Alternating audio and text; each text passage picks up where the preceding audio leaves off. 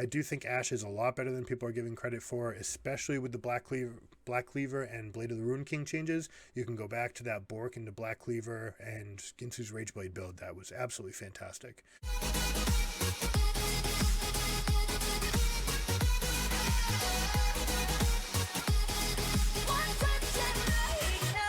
Renata's coming out soon. We're going to put a link in the description below as soon as we get a video out for Renata Glasc. We imagine that she's going to be this like bruiserish support, but we'll see exactly what her type is. Atrox, sweet spot bonus damage increase. This is a very slight buff. I'm surprised that they said that he fell by the wayside with the fighter changes, because Death Dance is really good on Atrox. So I still see way too many people buying Sterix Gauge. That item's dead. Do not buy it second. You can only ever buy it fourth on Juggernauts and fifth on other champions. Stop buying it early. It's not good. If you stick to the other semi-tanky damage items, you'll do just fine. I think Atrox is going to be in a fine spot. This is not enough of a change to like really catapult him in the A tier, but he'll still be solid. Amumu correctly identified that he was completely gutted because of the E change last patch. They're giving back a lot of power into the E, especially at rank 1. This is going to mitigate a lot of the damage that the small raptors do to you. So your starts on level 1 small raptors with your E start is now actually viable again, and you can clear that camp without taking much damage, and then kind of cycle your jungle path as like a ribbon where you keep on passing through the raptor camps. Ashe, the arrow speed increase is actually a pretty big change. This champion, a lot of people don't like because they don't feel like they get to carry as much, but it is the best bot laner to play when your team picks multiple carries in the 3 other positions, right? When your mid, jungle, and top pick Garen, Viego, and Ahri, you just want something to help set those guys up, right? So Ashe is a premier pick in those situations. They're making the ultimate significantly faster. Well, I should say a little bit slower at right when it starts, but it amps up in travel time. So this should result from more playmaking arrows where you can set your team up. Hopefully, I believe around 1 second, which is your basic like edge of the W hitbox, is probably when this is traveling the same speed. So maybe it's a little bit easier to dodge in lane. We'll see exactly what that comes up to. But actually, you know what? There's only one way for me to know for sure what this is, and that's if I copy paste it. Yeah, 1600, because the strike through is kind of obnoxious. It should result in a couple more plays. I do think Ashe is a lot better than people are giving credit for, especially with the Black Cleaver and Blade of the Ruin King changes. You can go back to that Bork into Black Cleaver and Ginsu's Rageblade build. That was absolutely fantastic. Blitzcrank has been strong. It's not because Blitzcrank is strong, but it's because roaming supports are strong, and Blitzcrank counters Nami and Janna and champions like this. So Blitzcrank should have been played a lot as a counter pick in this metagame. They're nerfing him not because he's good, but because there's way more enchanters prevalent. Mundo, basically, it's funny. This is a champion that doesn't build the new items, and so while other people are fumbling around with their new items, champions like Dr. Mundo are going to be more prevalent. They're going to be better. So they nerfed him. I don't think he needed it. This champion's not overtly powerful. I do think he's going to be very susceptible to champions like Fiora and Aatrox in the top lane. Alawi, we've been talking about allowing the mid lane. They bumped her attack speed significantly, and they buffed her W damage by 2% max AD, which happens a lot over the course of the game. Per 100 AD by the end of the game, you're getting 200, 250. So this is actually a pretty big change. This 2% is really turning into 3 or 4 or even 5% as the course of the game goes on. It's a pretty substantial buff. She still has her inherent weaknesses of you just need to be there for as long as you just need to set up for your tentacles. The only meaningful change that they can make for Alawi is to make her tentacles spawn faster. Basically, if they have a charge up, that would be better. If they took the current spawn rate, but like stacked up charges up to 4, so that when you moved to a new place, you could just drop 4 tentacles very quickly, that would be much better, but they still haven't changed that. Callista base armor increase. This was a meaningful change that let her get bullied by a lot of other champions. I don't know that this is enough to help her take over in those situations, and it's not going to help her against all the mages, but this is certainly a step in the right direction. Lucian damage going Sorry, mana cost getting reduced by 2 per rank. It is his spam spell, so this is a meaningful change over the course of the game. It still has issues that this guy gets outscaled by all the other ones. Nami, we accurately assessed that this was the single biggest nerf in the last patch, was the reduction to her E, because it applied 3 times. They didn't mention that in the patch notes. They treated it like it happened once, so they reverted it. So Nami goes back into at least A+ tier, if not S. She really was one of the champions affected by Blitzking picked up more. Blitz is still the champion to pick against Nami, but you should feel fine about playing Nami again. Nico, tons of changes. The second and third pops of the Q, dealing a little bit more damage. This is not entirely meaningful. Normally, it's that first hit that you needed to kill the minion, and then the extra pops, maybe they helped you push a little bit. This will affect her ability to clear jungle camps, so this should help her out. It will be interesting to see if that makes any changes for a new build path. Cooldown on the Shape Splitter, massive change, going down by 4 seconds, means you can use this a lot more playmaking abilities with it. And her hitbox went down to 65. That means she's 2/3 of a Teemo big. So if Teemo's this big, she's that big. As far as hitting your skill shots, she's very, very slippery. They changed something, set your HUD. I never even noticed this. I don't think it's important. Nunu finally getting hit off the top, getting knocked off the mountain. He had the spot by himself. They're crushing the consume.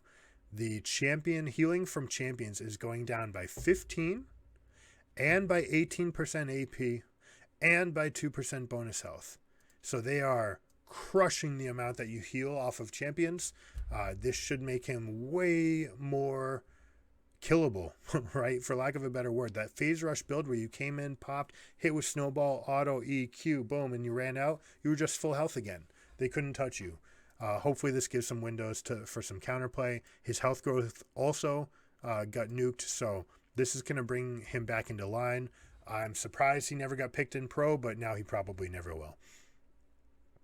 Kiana finally gonna take the one tricks off of the top seat. This won't be the strongest one trick champion in the game anymore. She's still really strong though, and a lot of people still don't know how to play against her. So if you're good, keep on practicing Kiana. She probably needs one more round of nerfs before she actually falls off.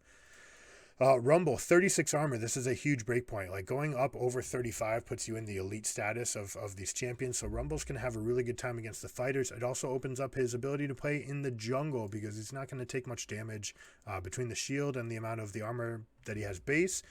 He's going to be super healthy in the jungle. Should see some interesting lines where he comes out of the jungle with a Hextech Alternator or a Shadow Flame, casting that ultimate and maybe getting some easy kills. Set being amplified in the direction of the alpha dog in the top lane. Veigar was the strongest champion in the game. I hope you guys took advantage of him. Getting nerfed big time, all right? Armor growth is going up, but base armor is going down. So basically by level 8, he's the same champion. And by levels after 8, he'll be a little bit stronger. But he's more punishable with auto attacks. This is especially impacts his bot lane. The event horizon going up by 2 seconds early means that your first rank is going to be hit. It is the spell that you should get second, so by level 13 you're not really feeling it that much. E damage amp based on crit chance increase. So if you've been paying attention, there's been a lot of lethality builds on Xayah that have been taking over, basically using the blade collar and like using 5, 6, 7 feathers or after the ult to draw them back and try to get some one-shot kills. And it's been a little bit too effective. They don't say too effective because they're not touching that. What they're really just doing is increasing the amplification based on your crit strike chance. This does mean that Essence Reaver, Bone Collector type builds with Gale Force into Infinity Edge, probably 4th, maybe PD, is going to be optimal for Xayah. She's going to start doing a lot of damage with these E drawbacks, so careful with this. Zeri, massive changes. All right, we're going to go one by one. Basically, they snuck in some mini buffs, but this champion still is going to be all the way at the top. This champion's still absolutely insane. They still need another round of nerfs. They don't know what they did with this champ, and her strengths aren't really addressed with this as far as how she can just bully a lane with essentially Jinx rockets without ever having to use mana. So anyways, magic damage. We'll give the rundown. The champion's still strong. All right, you're going to have to put some points into Q now, which you didn't have to do, in order to get the empowered slow, a better empowered slow from the charged up basic attack. But it also goes by less duration. So overall nerf. Damage increase when someone's low goes up, but the overall damage over the course of the game goes down. The burst fire goes down, but the excess attack speed to AD conversion goes up. So if you over-index on your attack speed, you still get some more AD.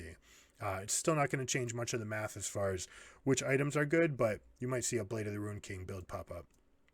Ultra Shock Laser, which was the correct max, they're now hitting it. So rank 1 is basically much worse, right? You're only getting a 30% slow, but rank 5 is the same. So you're definitely maxing W.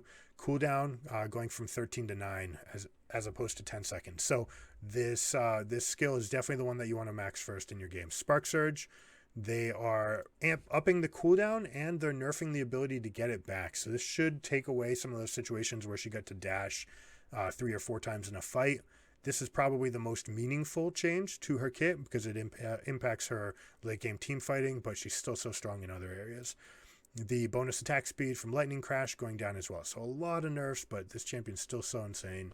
Her strengths are still hard to mitigate. Ally item pings now available. This could be absolutely massive. You can now display your allies' item cooldowns and charges in game by pinging an item icon on the tab scoreboard.